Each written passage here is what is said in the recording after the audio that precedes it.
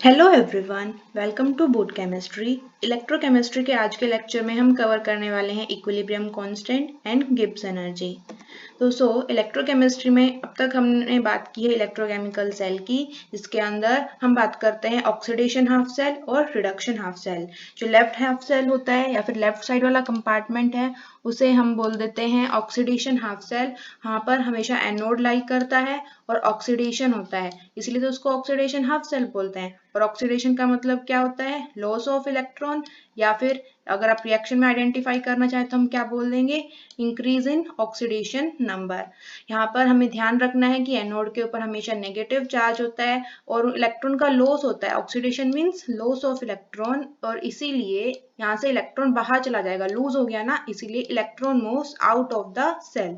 वहीं अगर हम कैथोड की बात करते हैं, जो कि हमेशा राइट हैंड साइड की तरफ होता है, राइट हाफ सेल होता है, इसके अंदर क्या होता है? हमेशा रिडक्शन होता है। रिडक्शन का मतलब क्या हो रहा है? गेन ऑफ इलेक्ट्रॉन या फिर decrease in oxidation number. Cathode के ऊपर हमेशा पॉजिटिव चार्ज होगा in case of electrochemical cell. ऐसा नहीं है कि अगर आप इलेक्ट्रोलिटिक सेल की बात करेंगे तो वहां भी पॉजिटिव चार्ज होगा, नहीं। हम बात कर रहे हैं इलेक्ट्रोकेमिकल सेल की, और इलेक्ट्रोकेमिकल सेल में कैथोड के ऊपर पॉजिटिव चार्ज होता है। काफी डिटेल में हम ऑलरेडी एक्सप्लेन कर चुके हैं। और क्योंकि यहाँ पर रिडक्शन हो रहा है, और रिडक्शन का मतलब क्या होता है? गेन ऑफ इलेक्ट्रॉन, इसीलिए यहाँ पर इलेक्ट्रॉन सेल के अंदर आएगा और उसके बाद वहां पर गेन किया जाता है इलेक्ट्रॉन। किससे? आयन गेन करेगा और वो प्योर मेटल के अंदर कन्वर्ट हो जाता है। तो ये एक जनरल रिप्रेजेंटेशन थी।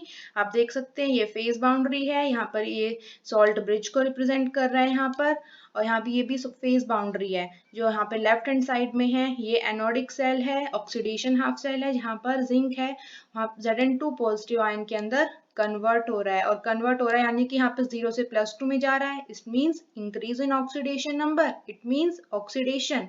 तो इट मीन्स ये क्या से बिहेव करेगा? As anode. तो ये बिहेव कर रहा है एनोड, ये है आपका एनोडिक हाफ सेल। और अगर हम बात करें यहाँ पर राइट हैंड साइड के अंदर, तो यहाँ पर कॉपर 2 पॉजिटिव, यहाँ पर इसका ऑक्सीडेशन नंबर 2 पॉजिटिव से 0 में जा रहा है, तो 2 से 0 में जाएगा, तो इसमें क्या हो रहा है? Decrease in oxidation number means reduction. और ये जब रिडक्शन कहाँ पर होता है? कैथोड पे, इसीलिए ये हमेशा एक्ट करेगा कैथोड की तरह।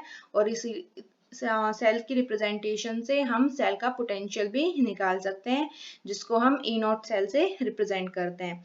अगर हम किसी भी सेल को हाइड्रोजन के साथ कनेक्ट करते हैं तो वहां से हम किसी एक हम बोल देंगे कि एक एलिमेंट का इलेक्ट्रोड पोटेंशियल निकाल रहे हैं, एक इलेक्ट्रोड का पोटेंशियल निकाल रहे हैं।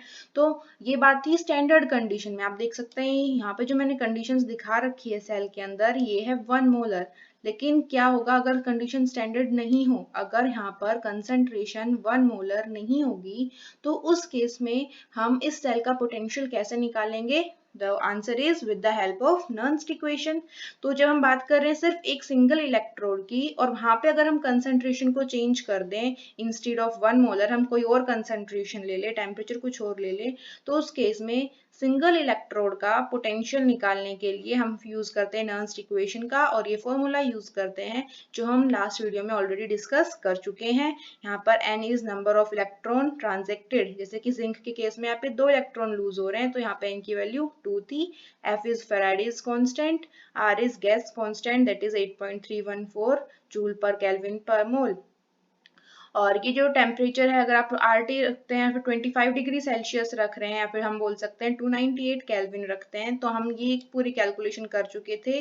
RT अपॉन F, ये वैल्यू ऑलमोस्ट कांस्टेंट हो जाती है, because R is constant, temperature आपने कांस्टेंट कर दिया है 298 केल्विन, फेराडे कांस्टेंट तो है ही 96487। तो अगर ये तीनों वैल्यूज को आप कैलकुलेट कर लेते हैं तो ये आई थी 0.059। तो इससे हमारी कैलकुलेशन में थोड़ी सी आसानी रहेगी, हम उसको याद करें तो और भी बेटर है। और 1 अपॉन में mn पॉजिटिव, हमें ये भी ध्यान रखना था, जो हम रिएक्शन लिखेंगे वो हमेशा रिडक्शन हाफ रिएक्शन की टर्म में लिखेंगे। और जब आप रिडक्शन हाफ रिएक्शन की टर्म्स में लिखेंगे तो वहां पर क्या होगा? प्रोडक्ट जो है ऊपर आएगा, यहाँ पर प्रोडक्ट, यहाँ पर ये देखिए जिंक ही तो ऑक्सीडेशन वाला सेल हो गया, reduction half cell means Cu2 positive है, वो कन्वर्ट हो रहा है कॉपर आयन के अंदर। तो यहाँ पर प्रोडक्ट को आप हमेशा ऊपर लिखते हैं, तो यहाँ पर ये Cu आता, मान लीजिए अगर आप Cu के लिए लिखते, सिर्फ कॉपर का इलेक्ट्रोड अगर आप हाइड्रोजन के साथ कनेक्ट करते तो ऊपर कॉपर आता और नीचे क्या जाता है यहाँ पर Mn पॉजिटिव की जगह Cu2 पॉजिटिव। तो कॉपर आयन जो था उसका, क्योंकि सॉलिड स्टेट में है, इलेक्ट्रोड है, इलेक्ट्रोड तो सॉलिड स्टेट में होती है, तो इसकी कंसंट्रेशन हम 1 कंसीडर करते हैं, तो ये तो पूरा 1 ही हो जाएगा, और अपॉन में मेटल आयन की कंसंट्रेशन। तो ये एक जनरल नर्स्ट इक्वेशन के लिए एक सिंगल इलेक्ट्रोड का पोटेंशियल निकालने के लिए at a concentration other than 1 molar हम नर्स्ट इक्वेशन का यूज करते हैं। लेकिन अगर पूरा सेल हो तो उसके लिए नर्स्ट इक्वेशन कैसे थी, वहां पर हमें क्या करना पड़ेगा, यहाँ पर सिंपल ये नहीं, हम इसको रिप्लेस कर देंगे Q से। Q का फुल फॉर्म क्या था, रिएक्शन कोएफिशिएंट, और रिएक्शन कोएफिशिएंट क्या बताता है, ये है product of concentration of product divided by product of concentration of reactant each raised to the power of their stoichiometric coefficient। तो यही है आपका रिएक्शन कोएफिशिएंट। तो यहाँ पर क्या होता है, पूरी फुल रिएक्शन की बात करें हम, यहाँ आप इसे भी कंसीडर कर सकते हैं।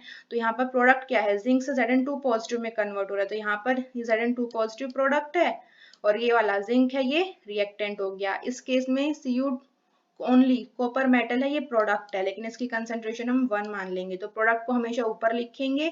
तो ऊपर क्या आता, सिर्फ जिंक आता, Zn2 पॉजिटिव आयन आता है यहाँ पर, Zn2 पॉजिटिव, और नीचे अपॉन में कंसंट्रेशन ऑफ रिएक्टेंट, और रिएक्टेंट के अंदर यहाँ पे जिंक है, तो मेटल की इलेक्ट्रोड है, तो इसकी कंसंट्रेशन भी हम 1 कंसीडर करेंगे, और कॉपर आयन है, इनकी कंसंट्रेशन चेंज होगी, तो फिर यहाँ पर नीचे Cu2 पॉजिटिव। तो ये हमने कर लिया था लास्ट लेक्चर में कवर कि किस तरीके से कर रहे हैं, हम पूरे सेल का पोटेंशियल निकालना है, और अगर कंसंट्रेशन 1 मोलर नहीं दी गई है तो हम इस इक्वेशन का यूज करके पूरे सेल का भी पोटेंशियल निकाल सकते हैं। तो ये थी पूरी elaborated form for calculation of cell potential of any cell. चलिए हम आज का टॉपिक स्टार्ट करते हैं। तो आज हम कवर कर रहे हैं इक्विलिब्रियम कांस्टेंट। अब हमें निकालना है इक्विलिब्रियम कांस्टेंट की वैल्यू फ्रॉम नर्स्ट इक्वेशन। तो हमें पता है कि जब सेल ऑपरेट करता है तो एनोड के अंदर क्या हो रहा है, ऑक्सीडेशन हो रहा है। अगर हम अपने फेवरेट सेल की बात कर लेते हैं, डिनियल सेल की, तो वहां पर क्या हो रहा है, ये जिंक आयन है वो सारा का सारा किस में कन्वर्ट हो जाएगा, Zn2 पॉजिटिव में। ये देखिए सारा का सारा जो जिंक की इलेक्ट्रोड है वो डिसॉल्व होने लगेगी और क्या किस में कन्वर्ट होने लग जाएगी, Zn2 पॉजिटिव में। और वैसे ही जो कॉपर आयन सॉल्यूशन में है थे, हम राइट हैंड सेल की बात करें तो कॉपर आयन तो सॉल्यूशन फॉर्म में है, वो किस में कन्वर्ट हो जाता है, प्योर कॉपर मेटल के अंदर, और वो डिपॉजिट हो जाता है। लेकिन ये रिएक्शन कितनी देर चलेगी, अब एक ऐसी स्टेज आएगी जब इन सारे आयंस की कंसंट्रेशन कांस्टेंट हो जाएगी, और उसी स्टेज को हम क्या बोल देते हैं, इक्विलिब्रियम बोलते हैं। तो टाइम के साथ क्या होगा, पहले तो ये जिंक आयन है, Zn है, वो Zn2 पॉजिटिव आयन में कन्वर्ट होता चला जाएगा, तो जिंक Zn2 पॉजिटिव आयन की कंसंट्रेशन क्या हो जाएगी, बढ़ती चली जाएगी। तो ये Zn2 पॉजिटिव इंक्रीज हो रहा है। So as time passes concentration of zinc ion keeps on increasing, बढ़ रही है, आप देख सकते हैं इक्वेशन से ही। और अगर आप कॉपर आयन की बात करें तो यहाँ पे तो एक कॉपर आयन है, ये रिएक्टेंट साइड में है, और ये प्योर कॉपर मेटल में कन्वर्ट हो रहा है। इसका मतलब ये जो रिएक्टेंट की तो कंसंट्रेशन डिक्रीज ही हो रही है ना, इसीलिए concentration of copper ion will be decrease, तो ये डिक्रीज होगी। ठीक है। और अगर आप बात कर रहे हैं वोल्ट मीटर की, हाँ याद होगा आपको कि हमने सेल के बीच में यहाँ पर वोल्ट मीटर भी लगाया था, जो हमारा एनोडिक सेल था, कैथोडिक सेल था, इलेक्ट्रोड्स हमने ड्रॉ की थी दोनों के अंदर, और उसके बाद उसको कनेक्ट कर दिया था एक वोल्ट मीटर से। तो क्या हो जाएगा, वोल्ट मीटर की जो रीडिंग है वो धीरे धीरे फॉल करेगी, कम होती चली जाएगी। ठीक है, क्योंकि वैसे तो हमें पता है इसका कितना होता है, वैल्यू आपको याद भी हो गई होगी, 1.1 वोल्ट होती है उसकी पोटेंशियल की वैल्यू, अगर आप बात करें सेल पोटेंशियल की। लेकिन धीरे धीरे जैसे जैसे ये सेल ऑपरेट होता रहेगा, जैसे जैसे जिंक आयन की कंसंट्रेशन बढ़ती रहेगी और कॉपर आयन की कंसंट्रेशन कम होती रहेगी, तो क्या होगा, जो वोल्टेज है वो भी गिरता जाएगा, वोल्ट मीटर की रीडिंग है वो भी डिक्रीज होती जाएगी, और एक पॉइंट पर आकर क्या हो जाएगा, यहाँ पर कंसंट्रेशन है वो सारी की सारी कांस्टेंट हो जाएगी, और वोल्ट मीटर की जो रीडिंग है वो 0 हो जाएगी।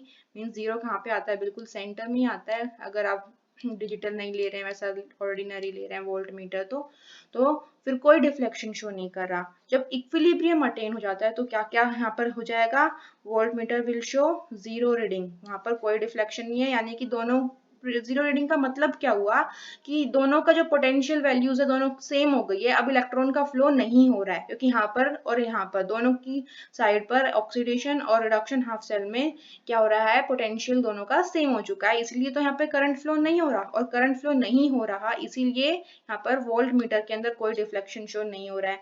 प्लस कंसंट्रेशन है कॉपर आयन की और जिंक आयन की, वो भी कुछ भी चेंज नहीं होगी, there is no change in the concentration of copper ion and zinc ion. काफी टाइम के बाद ऐसा होगा, और जो काफी टाइम के बाद जब ये सिचुएशन आ गई, इसका मतलब क्या हो गया है कि इक्विलिब्रियम एस्टैब्लिश हो गया है। इस कंडीशन का मतलब क्या हो गया, इक्विलिब्रियम एस्टैब्लिश हो गया है।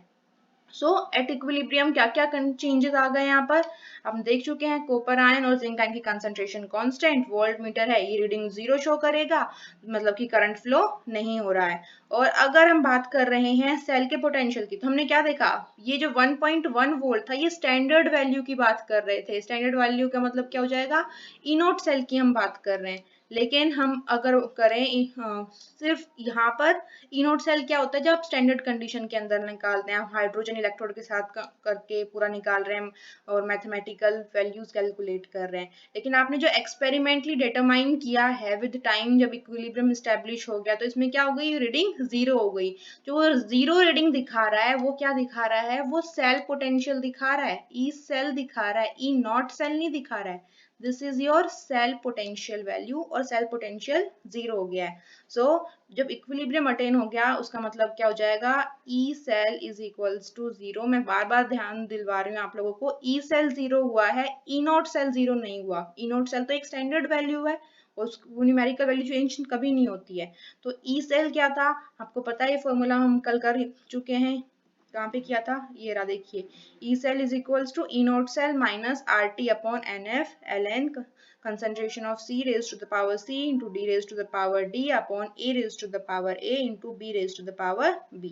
तो यहाँ पर ये जो E नॉट सेल की जो वैल्यू है ये कांस्टेंट है, स्टैंडर्ड वैल्यू है ना, ये तो पूरी निकाल रखी है, एक्सपेरिमेंटली डिटरमाइंड है हाइड्रोजन इलेक्ट्रोड के साथ कनेक्ट करके। तो ये कभी 0 नहीं हो रही है। 0 कौन सी वैल्यू हो रही है, E सेल की वैल्यू 0 हो रही है, और वो भी कब हो रही है, जब इक्विलिब्रियम एस्टैब्लिश हो चुका है। तो इस केस में आप ध्यान रखेंगे, जब इक्विलिब्रियम एस्टैब्लिश होता है तो वहां पर सेल पोटेंशियल की वैल्यू 0 होती है, स्टैंडर्ड सेल पोटेंशियल की वैल्यू 0 नहीं होती है। इसीलिए हमने यहाँ पे ई सेल को 0 पुट किया और बाकी इक्वेशन को एज इट इज रख दिया। तो ये है हमारा। अब यहाँ से क्या करेंगे, आप ई नोट सेल को इस साइड लेके चले जाएंगे पूरा, तो ये क्या हो जाएगा, ई नोट सेल की वैल्यू माइनस में था, यहाँ पे आप देख सकते हैं, तो एरो के उस साइड इक्वल टू के उस साइड जाएगा तो पॉजिटिव हो जाएगा। तो ये आ गई आपकी value for the standard cell potential. तो अब हमें तो इक्विलिब्रियम कांस्टेंट से मतलब था ना, तो ये सारी कंडीशंस कब हुई, ये ई सेल जो वैल्यू थी वो 0 कब हुई, जब इक्विलिब्रियम अचीव हो चुका है उस टाइम पे। और उस टाइम के ऊपर ये जो कंसंट्रेशन है, ratio of product to the reactant each raise to the power of the stoichiometric coefficient, इसी को तो हम क्या बोलते हैं, इसी को तो हम बोलते हैं इक्विलिब्रियम कांस्टेंट। याद होगा आपको, लास्ट ईयर ही किया है, इतना पुरानी बात नहीं है ये, ठीक है। तो हम इस पोजीशन पे यहाँ पर इसको सब्स्टिट्यूट कर देंगे किससे, Kc से, दैट इज इक्विलिब्रियम कांस्टेंट कर दीजिए। टेम्परेचर 298 केल्विन रखते हैं हम। तो ये सारी की सारी वैल्यू जो आप सॉल्व करेंगे, यहाँ पर देखिए लॉग लिखा हुआ है, नेचुरल लॉग करेंगे तो यहाँ पर 2.303 नहीं आएगा। खैर आप लॉग ही याद रखें। तो पूरी जब सॉल्व कर लेंगे पूरी वैल्यूज को यहाँ से लेकर के ये वाला पूरा, तो हमें क्या मिल जाएगा, 0.059 वोल्ट।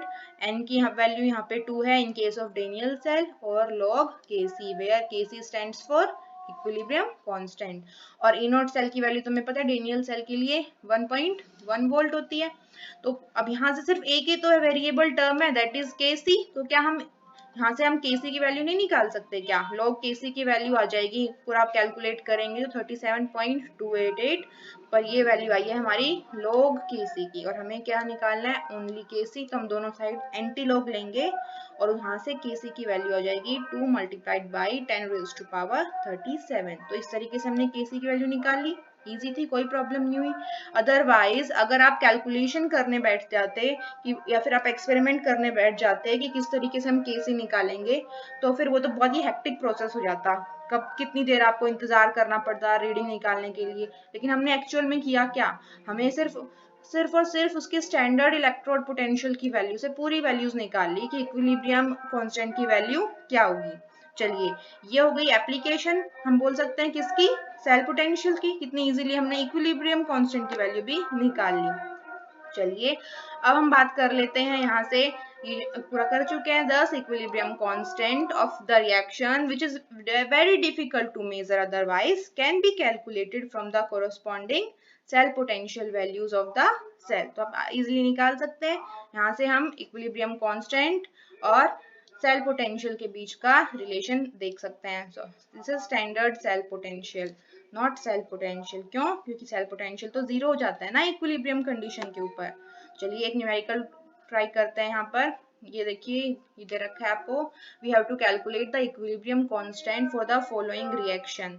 तो यहाँ पर आपको स्टैंडर्ड सेल पोटेंशियल दे रखा है कितना, 0.46 वोल्ट दे रखा है, और हमें निकालना है इसके लिए इक्विलिब्रियम कांस्टेंट। तो क्या करेंगे, वही एक्सप्रेशन हमें दे रखी, डायरेक्टली लिखिए उसको और सारी वैल्यू सब्स्टिट्यूट कर दीजिए। सब कुछ तो गिवन है, हमें ई नोट सेल भी दे रखा है, और यहाँ पे ये जो रिएक्टेंट और प्रोडक्ट है हमें अलग अलग लिखने की जरूरत है ही नहीं, क्योंकि हमें डायरेक्टली क्या पूछ रखा है, इक्विलिब्रियम कांस्टेंट ही तो पूछ रखा है। सारी वैल्यू सब्स्टिट्यूट करेंगे और हम लोग केसी निकालेंगे, और उसके बाद एंटी लॉग करके केसी की वैल्यू कैलकुलेट कर लेंगे।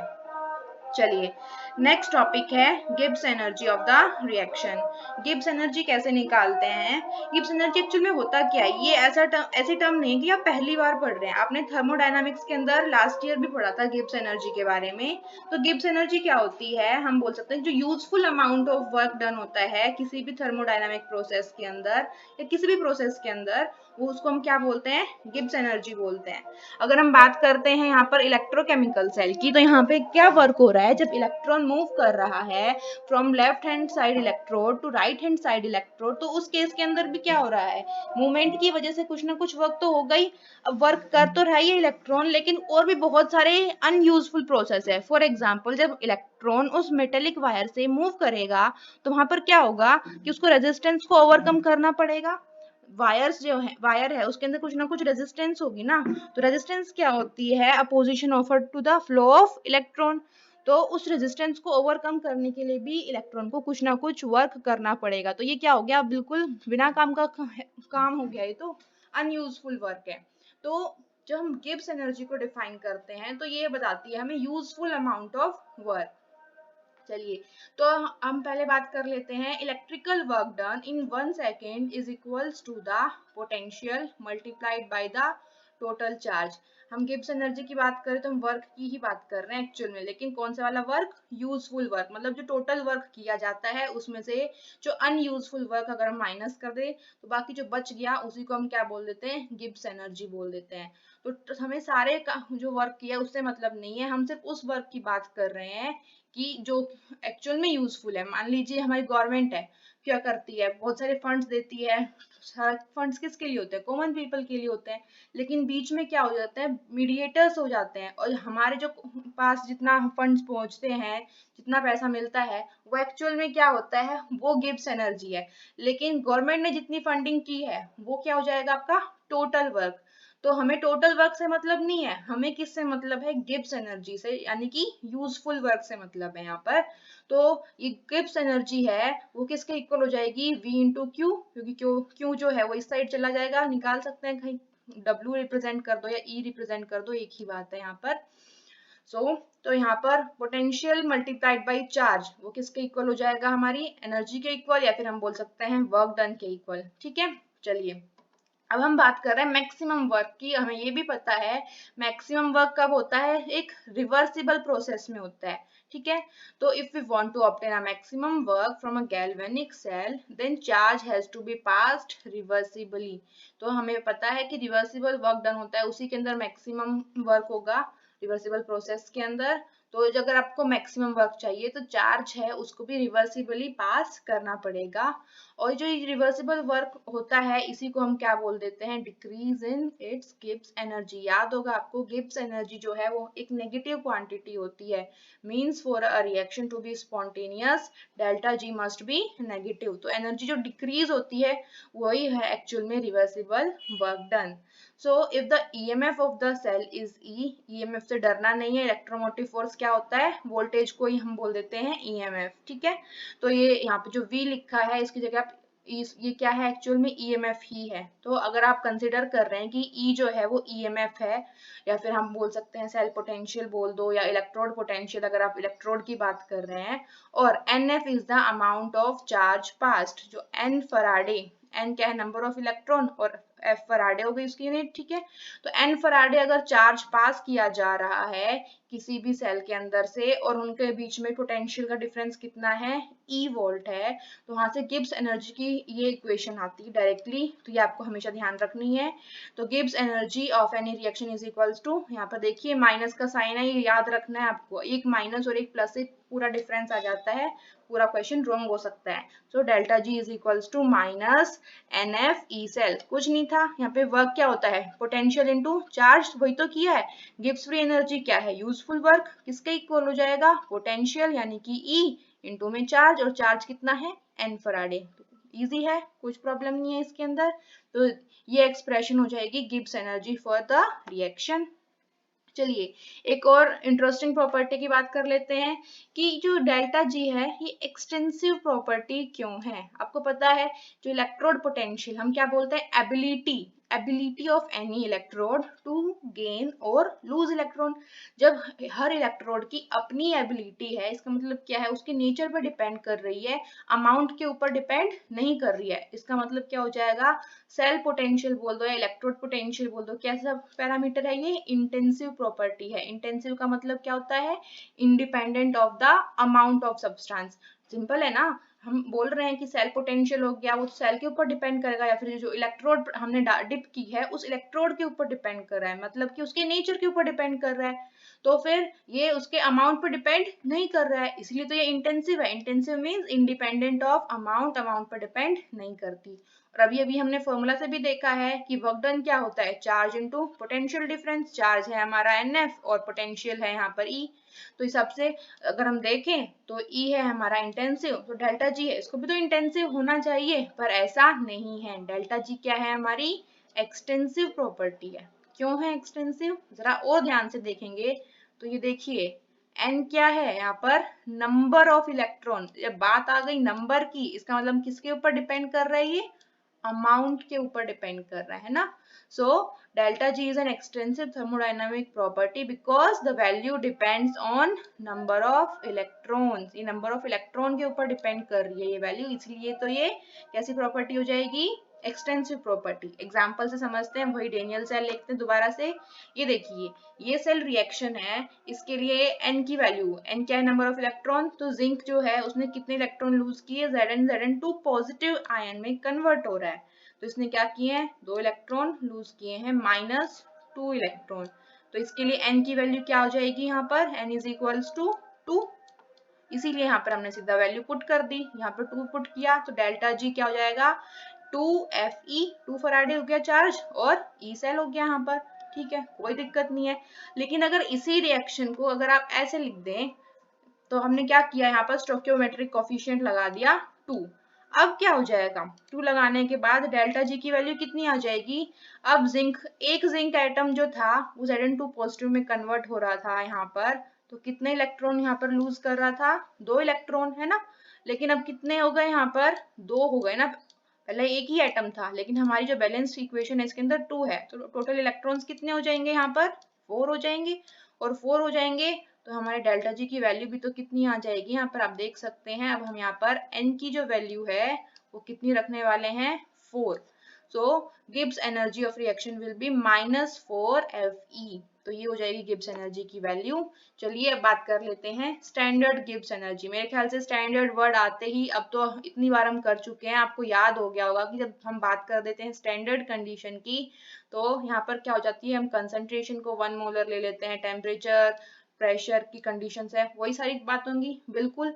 इसका मतलब वहां हमने बात की थी, देखेंगे यहाँ पे सेल पोटेंशियल की, ये सेल पोटेंशियल है, ई सेल है, नॉट ई नोट सेल। और सेल पोटेंशियल हमें बता चुके हैं कैसे निकालते हैं भाई, नर्स इक्वेशन, ठीक है। लेकिन जब हम स्टैंडर्ड कंडीशन की बात करेंगे तो हमें नर्व्स इक्वेशन की जरूरत ही नहीं है, हम डायरेक्टली निकाल देंगे, वहां पर ई की जगह क्या रख देंगे, वहां पर ई नॉट रख देंगे, तो हमारे पास क्या आ जाएगा, स्टैंडर्ड सेल पोटेंशियल, उसकी वैल्यू तो कांस्टेंट होती है, इसीलिए जो हमारे पास वैल्यू आएगी that will be standard Gibbs energy and which will be equals to minus N F E naught cell, ये वैल्यू आ जाएगी, कोई प्रॉब्लम नहीं है इसके अंदर तो, राइट। ओके, अब thus from the measurement of standard cell potential we can obtain an important thermodynamic property जिसको हम बोल रहे हैं standard Gibbs energy of the reaction which is equals to minus RT ln K। कर चुके हैं ये वाला पूरा, कोई दिक्कत नहीं है इसमें भी। ओके, अब बोलेंगे ये minus R T L N K कहाँ से आ गया, ये कराया है क्या मैंने, नहीं कराया, लेकिन हमें ये तो पता है कि ई सेल और इसके अंदर केसी के अंदर क्या रिलेशन है, ये तो आज ही कराया है ना। क्या किया है हमने, डायरेक्टली वैल्यूज पुट की है किसकी, यहाँ पर ई नोट सेल की, ठीक है। तो हम जब हम बात कर रहे हैं इक्विलिब्रियम की, तो इक्विलिब्रियम के अंदर क्या हो जाता है, ई सेल की वैल्यू कितनी हो जाती है at equilibrium, E cell is equals to 0। और उसके बाद हमने ई नोट सेल की वैल्यू निकाली थी, तो ई नोट सेल की वैल्यू क्या आई थी, याद होगा आपको, वो वैल्यू आई थी आर टी अपॉन सॉरी 2.303, ये देखिए मैं आपको दिखा देती हूँ, यहाँ पर है, ये री कहाँ है, 2.303 RT upon NF log KC, यही वैल्यू आई थी। तो मैं क्या कर रही हूँ इसके अंदर, ये 2.303 है ना, अगर मैं यहाँ पर 2.303 ना लेकर log की जगह यहाँ पे मैं सब्सटीट्यूट कर दूं LN नेचुरल log, तो मेरे को 2.303 लेने की जरूरत नहीं है, तो वो वैल्यू क्या हो जाएगी RT upon NF LN KC। तो ये वैल्यू पुट कर देते हैं हम डायरेक्टली यहाँ पर, ये लीजिए हम पुट कर रहे हैं, ई नोट सेल की वैल्यू क्या हो जाएगी यहाँ पर, R T upon N F L N K C, यहाँ पर नेचुरल लॉग लिया है मैंने एल एन के सी, ठीक है। जैसे ही आपने ये वैल्यू पुट की R T upon N F L N K C, तो एन एफ से तो कैंसिल हो जाएगा, यहाँ पर एन एफ ई सेल है ना, तो क्या कैंसिल हो जाएगा, ई नॉट की जगह आपने क्या लिख दिया, तो डेल्टा जी की वैल्यू क्या हो जाएगी, that will be equals to minus N F, और यहाँ पे आपने देखा ये वाली जो वैल्यू है ई सेल की, ये वाली value as it is put कर देंगे मल्टीप्लाइड बाई ई नॉट की जगह आपने क्या लिखा, R T upon N F L N K C रख दीजिए। तो क्या कैंसिल हो रहा है यहाँ पर वो भी देख लेंगे, तो NF से NF कैंसिल आउट हो गया, बच क्या गया minus R T L N K C, ठीक है। तो यही वैल्यू रखी हुई है यहाँ पर, स्टैंडर्ड गिब्स एनर्जी की वैल्यू क्या हो जाएगी, minus R T L N K, where K stands for equilibrium constant, कोई प्रॉब्लम नहीं है। चलिए एक और न्यूमेरिकल प्रैक्टिस कर लेते हैं यहाँ पर दे रखा है the standard electrode potential for Daniell cell is 1.1 volt. तो ये कौन सी वैल्यू है, आप ये एक टर्म स्टैंडर्ड जो है ना पूरा डिफरेंस क्रिएट कर देती है, क्वेश्चन को बहुत ध्यान से पढ़ना है, ठीक है। तो मैं स्टैंडर्ड इलेक्ट्रोड पोटेंशियल की वैल्यू दे रखी है, आई थिंक वो तो आपको याद भी हो गई होगी कि स्टैंडर्ड तो 1.1 वोल्ट होती ही है, और हमें क्या निकालना है, हमें निकालनी है स्टैंडर्ड गिब्स एनर्जी, यानी कि हमें निकालना है delta G not for the reaction आपको यहाँ पर दी हुई है, डेनियल सेल की रिएक्शन दे रखी है। तो कैसे निकालेंगे, हमें अभी तो हमने रिलेशन किया है किसके बीच में, डेल्टा जी के बीच में भी कर रखा है, स्टैंडर्ड पोटेंशियल के बीच में भी कर रखा है। डेल्टा जी क्या हो जाता है minus N F E naught cell, कितना इजी क्वेश्चन है, सब कुछ दे रखा है हम पर, अगर आपको फॉर्मूला याद नहीं है तो आप नहीं कर सकते। तो चलिए वैल्यूज पुट करेंगे, एन की वैल्यू आपको पता है, कितने इलेक्ट्रॉन लूज कर रहे हैं जिंक, कोई भी आप देख सकते हैं, नोड भी देख सकते हैं, कैथोड भी देख सकते हैं, दोनों के अंदर वैल्यू सेम ही होनी चाहिए। 2 इलेक्ट्रॉन लूज कर रहा है, इसका मतलब n की वैल्यू कितनी हो जाएगी, n will be equals to 2। तो ये लीजिए वैल्यू सब्स्टिट्यूट कर दी, तो ये आ जाएगी गिव्स free energy is equals to minus N F E naught cell. अगर ये रिलेशन याद नहीं है तो आप नहीं कर पाएंगे, इसलिए आपको फॉर्मूलाज याद होने चाहिए। n की वैल्यू आपने 2 रख दी, f आपको पता है फैराडेज कांस्टेंट, इसकी वैल्यू भी आपको याद होनी चाहिए, it will be 96487 coulomb per mole.